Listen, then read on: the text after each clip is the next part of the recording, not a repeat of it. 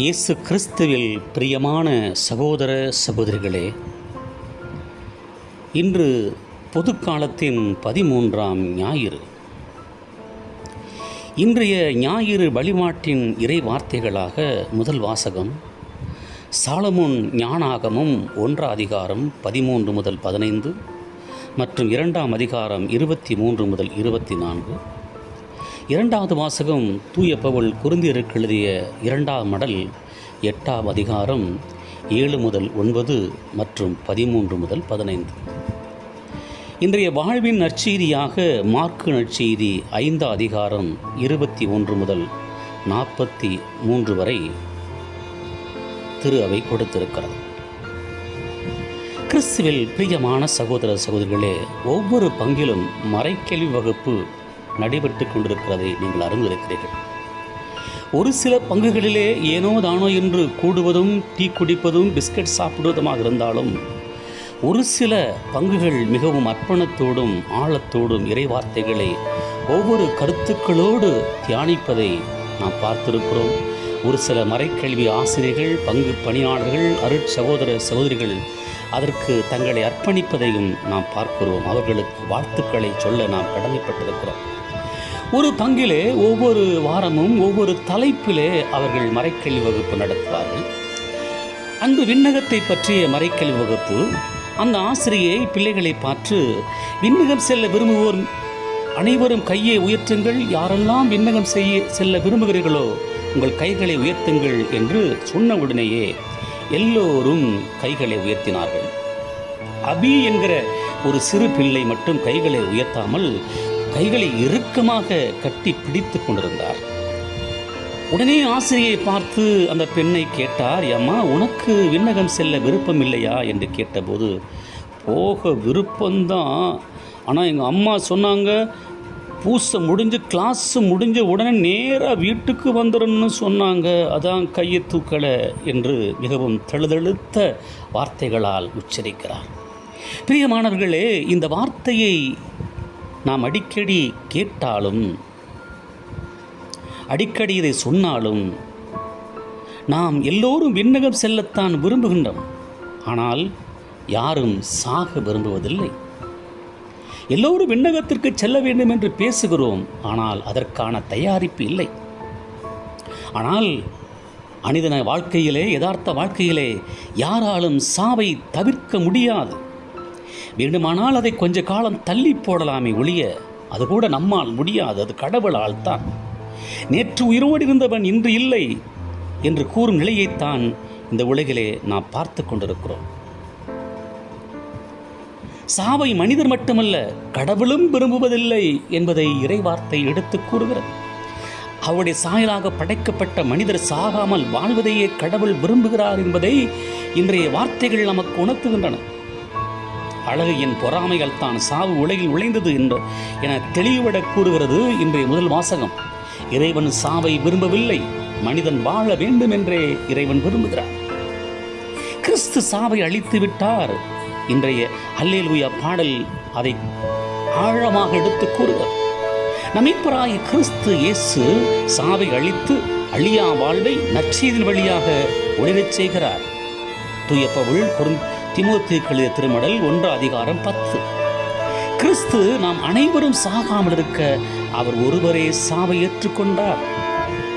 தன்னுடைய சாவினால் நம் அனைவருடைய சாவையும் அவர் அழித்தார் என்பது இறைவார்த்தையை தரக்கூடிய, உறக்கச் சொல்லக்கூடிய உண்மையை பிரியமானவர்களே, இதை நாம் உணர்கின்றோமா?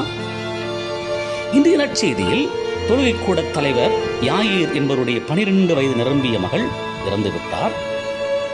அவருடைய வீட்டில் அனைவரும் ஓலமிட்டு அழுகின்றார். ஆனால் கிறிஸ்துவோ பதட்டப்படவில்லை, அழவில்லை. சிறுமி இறக்கவில்லை, உறங்குகிறாள் என்று கூறுகிறார்.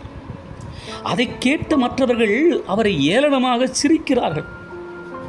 பெத்தானியாவில் லாசர் இறந்து அவரை கல்லறையில் அடக்கம் செய்து விட்டனர். அந்நிலையிலும் இயேசு தம் சீடர்களிடம் தன் அன்பன் லாசர் தூங்குகிறான் என்றுதான் கூறினார். யோவான் 11:11. கிறிஸ்து சாவை ஒரு நெடிய தூக்கமாகவே பார்க்கிறார் என்பதை நாம் புரிந்து கொள்ள வேண்டும். வள்ளுவரும் இறப்பை தூக்கத்திற்கும் பிறப்பை தூக்கத்திலிருந்து விழிப்பதற்கும் ஒப்பிட்டு குறிப்பிடுவது நாம் படித்திருக்கிறோம். உறங்குவது போல சாக்காடு உறங்கி விழிப்பது போல பிறப்பு என்று அவர் கூறுகிறார். கிறிஸ்துவில் நம்பிக்கை கொண்டவர்கள் இறந்தவர்கள் கல்லறையில் துயில் கொள்கிறார்கள். கடவுள் அவர்களை எழுப்பி வாழ வைக்கிறார் என்பதுதான் கிறிஸ்து தரக்கூடிய செய்தி. யோவான் 5:21. 12 வயது சிறுவன் பாம்பு கடித்து இறந்து விட்டான். அவன் காலை பிடித்து, சாமி, லாசரை கிறிஸ்து உயிர்த்தலை செய்தது போல என் மகனையும் உயிர்த்தலை செய்யுங்கள் என்று கதறினார் அந்த தாய். ஆனால் என்னாறு அவள் செய்ய முடியவில்லை. ஆனால் அவனை கல்லறையில் வைத்த பின்னரும் ஜெபத்தை தான் சொல்ல முடிந்தது. இவர் உருவான மண்ணிற்கே திரும்பி செல்லும்படி நிலத்திற்கு கையளிக்கிறோம். இறந்தோரிடமிருந்து தலைப்பேராக உயிர்த்தெழுந்த கிறிஸ்து தாழ்வுக்குரிய தம் உடலை மாற்றிக்குரிய உடலின் சாயலாக உருமாற்றுவார். இவரது உடலையும் இறுதி நாளில் மகிமையோடு உயிர்த்தெழச் செய்வார் என்று செபிக்கிறோம். ஒரு சிறுவனிடம், உனக்கு சாக பயமில்லையா என்று கேட்டபோது அவன் அமைதியாக, நேரம் வந்தால் போக வேண்டியதான் என்றான். எல்லாவற்றுக்கும் ஒரு காலம் உண்டு. பிறக்க ஒரு காலம், இறக்க ஒரு காலம். ஆனால் காலம் வருகிறது, அப்போது கல்லறையில் உள்ளோர் அனைவரும் அவரது குரலை கேட்டு வெளியே வருவர். நல்லெண்ண செய்தோர் வாழ்வு பெற உயிர்த்தெழுவர், தீயெண்ண செய்தோர் தண்டனை தீர்ப்பு பெற உயிர்த்தெழுவர் என்று யோவான் 5:28-29 நாம் படிக்கிறோமே. அதை உணர்ந்து வாழ்வு பெற என்று அழைக்கப்படுகிறோம். அல்லவை அகற்றி நல்லவை செய்தால் நாமும் உயிர்த்தெழுவோம். நாம் வாழ்வு உயிர்த்தெழுந்த வாழ்வாக அமையும். இன்றைய பதிலுரை பாடல்களை நாம் அருமையாக பாடுகிறோம். பல ஆலயங்களிலே பதிலுரை பாடல் பாடுவதில்லை. ஆனால் இன்று இறை வார்த்தையிலே அது கூறுகிறது, ஆண்டவரே, நீர் என்னை பாதாளத்திலிருந்து ஏறி வரச் செய்தீர், சாவு குழியிலிருந்து இறங்கி எனது உயிரை காத்தீர். திருப்பாடல் 33. சாவு என்ற படகு இம்மை வாழ்வின் இக்கரையிலிருந்து மறுமை வாழ்வு என்ற அக்கறைக்கு நம்மை அழைத்துச் செல்கிறது. சாவு என்ற படகுதான் இம்மை வாழ்வின் இக்கரையிலிருந்து மறுமை வாழ்வு என்ற அக்கறைக்கு நம்மை அழைத்துச் செல்கிறது. அதற்கு தயாரிப்பது நமது கடமை. தொழுகை கூட தலைவரிடம் கிறிஸ்து அஞ்சாதீர், நம்பிக்கை மட்டும் விடாதீர் என்று சொன்னாரே, அதே வார்த்தை இன்று உனக்கும் எனக்கும் கூறுகிறார். அஞ்சாதீர், நம்பிக்கை மட்டும் விடாதீர். கிறிஸ்து தொழுகை கூட தலைவரின் வீட்டுக்கு வரும் வழியில் 12 ஆண்டுகளாக இரத்தப்போக்கினால் அவதியுற்ற பெண் கிறிஸ்துவின் ஆடையை தொட்டு குணமடைக்கிறார்.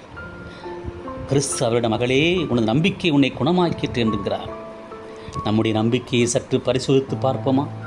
12 ஆண்டுகளாக இரத்தப்போக்கோடு எல்லாவற்றையும் செலவழித்து விரக்திகளும் வேதனைகளும் வாழ்ந்த பெண்ணுக்கு கடைசி ஒரு ஆயுதம், அவருடைய ஆடையை தொட்டால் நான் குணம் பெறுவேன் என்ற நம்பிக்கையோடு தொட்டாரே, குணம் பெற்றாரே.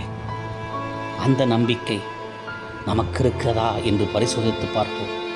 இதிலிருந்து கிறிஸ்து நமக்கு கூறுவது என்ன?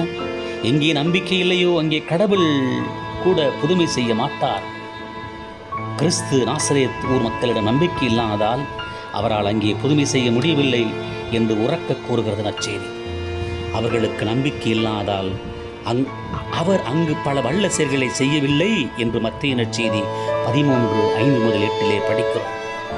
இன்றும் கூட நமது நம்பிக்கையின்மையால் வல்லமிக்க கடவுளின் கரங்களை கூட நாம் கட்டி போடுகிறோம். நம்முடைய நம்பிக்கை குறைவால் நம்முடைய ஆலயங்களிலே அற்புதங்கள் அதிசயங்கள் நடப்பது இல்லை. நம்பிக்கையோடு வருபவர்களையும் நம்பிக்கைக்கு வழிவகக்கூடிய நற்செய்தியாளர்களின் குருக்களையும் அவமானப்படுத்தி இல்லாது பொல்லாது சொல்லி அவர்களை ஓரங்கட்டி சுயநலமும் சாத்தானுடைய செயல்களும் செயல்பட்டு கொண்டிருப்பதனாலே இன்றைய நற்செய்தி வாழ்வு பெறாமல் அது முடக்கப்பட்டு கிடக்கிறது. அதை முடக்க முடியாது. பிரியமானவர்களே, அவரை செயலுக்கு செய்கிறோம். உடற்பிணியிலிருந்து குணம் பெறுவதற்கும் மனநலம் பெறுவதற்கும் வேறுபாடு உண்டு. உடல் நோய் மருந்துகளால் குணப்படுத்த முடியும். மனநோயை ஆண்டவரால் மட்டும்தான் குணப்படுத்த முடியும். லூத் நகருக்கு செல்லும் அனைவருமே உடற்பிணியிலிருந்து குணம் பெறுவதில்லை. ஆனால் அங்கு செல்லும் அனைவருமே மனநலம் பெறுகின்றனர். அன்னை வேளாங்கண்ணி திருத்தலத்துக்கு செல்லக்கூடிய அனைவருமே உடல் நலம் மட்டுமல்ல, மனநலமும் ஆன்ம நலமும் சுகம் பெறுகின்றார்கள். உடல் ரீதியான புதுமைகளை விட மன ரீதியான புதுமைகளே பெரியது. மனமாற்றமே மாபெரும் புதுமை. கிறிஸ்துவை நற்கருணை வழியாக நம்பிக்கையோடு நாம் தேடுகிறோமா? நலம் பெறுகிறோமா? நானே நலந்தரும் ஆண்டவர் என்று நம்மை அழைக்கிறாரே, அவரை நாம் நலந்தரும் ஆண்டவராகவே நாம் கருதுகிறோமா, தேடுகிறோமா, அல்லது வெறும் அற்புதங்கள் செய்யக்கூடிய ஒரு மேஜிக் மேனாக பார்க்கிறோமா என்பதுதான் கேள்விக்குறி.